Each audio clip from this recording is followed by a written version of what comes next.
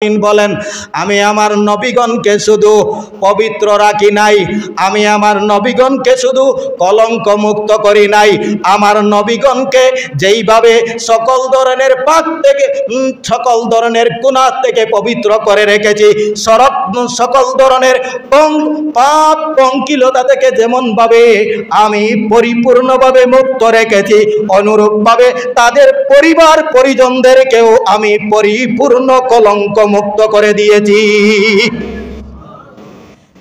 ইন্নামা ইউরিদুল্লাহু লিইউযহিবা আনকুমুর রিজসা আহলাল বাইতি ওয়া ইউতাহহিরাকুম তাতহীরা। ও দুনিয়ার মানুষ, আমার নবীর পরিবারকে, আমার নবীর স্ত্রীগণকে, আমার নবীর মেয়েগণকে, আমার নবীর উম্মতের মেয়েগণকে আমি এমনভাবে পবিত্র করেছি, আমি এমনভাবে পবিত্রতার জিম্মাদারি নিয়েছি, যারা আমি আল্লাহকে ভয় করে, যারা আমি আল্লাহকে এক বলিয়া সাক্ষী দেয়, আমি তাদেরকে পারিবারিকভাবে এমন পাক ও পবিত্র করেছি, কোনো ধরনের গুনাহ তো করেন নাই। আল্লাহ বলেন, ইন্নামা ইউরিদুল্লাহু লিইউযহিবা আনকুমুর রিজসা। ও নবী পত্নীগণ, ও নবীর মেয়েগণ, তোমরা সেই জাহিলিয়তের যুগের মতো অপবিত্র নারীদের মতো, কলঙ্কময় নারীদের মতো বেরিও না।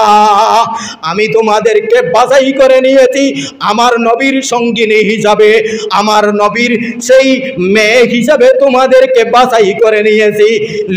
ইউরিদুল্লাহু লিইউযহিবা আনকুমুর রিজসা ওয়া ইউতাহহিরাকুম ওয়া ইউতাহহিরাকুম। আর তোমাদেরকে আল্লাহ পাক করেছেন, তোমাদেরকে আল্লাহ পবিত্র করেছেন। ওয়া ইউতাহহিরাকুম তাতহীরা, পরিপূর্ণভাবে পাক করেছি। আল্লাহ বলেন, আমার নবী যেমন পবিত্র করেছি, আমার নবীর স্ত্রীদেরকেও তেমন পবিত্র করেছি, আমার নবীর মেয়েদেরকেও সম্পূর্ণ কলঙ্ক থেকে পরিপূর্ণ তাতহীরা তাতহীরা পুরা পাক করে দুনিয়াতে প্রেরণ করেছে। মা বাগাত ইমরাআতু নাবিয়্যিন কাত্তু। तमाम अंबियाए केराम पाक, तमाम अंबियाए केराम वीर पुरुष, तमाम अंबियाए केराम सुपुरुष, तमाम अंबियाए केराम वीर बहादुर, तमाम अंबियाए केराम एमन भावे आल्लाह जमीনের মধ্যে প্রেরণ করেছেন যে কোন নবীকে আল্লাহ কাপুরুষ বানাইয়া জমিনের মধ্যে প্রেরণ করেন নাই।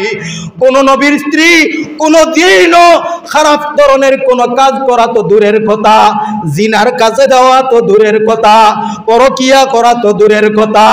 যেই নবীর স্ত্রী কাফেরাও হয়েছে, যেই নবীর স্ত্রী নবীর উপর ঈমান আনে নাই, তবুও রব্বুল আলামিন বলেন সেই নবীর স্ত্রীকেও আমি তো কোনো ধরনের পরক্রিয়াশীল বানাই নাই, সেই নবীর স্ত্রীকেও আমি চরিত্রহীন বানাই নাই, সেই নবীর স্ত্রীকেও আমি জিনাকারিনী বানাই নাই।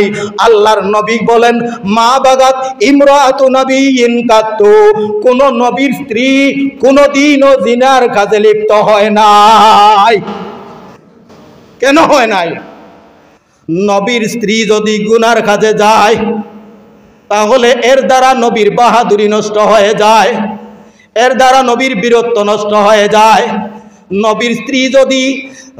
নবীর স্ত্রী যদি জিনার মতো অপকর্মে চলে যায়, নবীর স্ত্রী যদি ব্যভিচারের মধ্যে চলে যায়, তাহলে ওই নবী সুপুরুষ থাকতে পারেন না, ওই নবী বীর পুরুষ থাকতে পারেন না, ওই নবী কাপুরুষ হয়ে যান।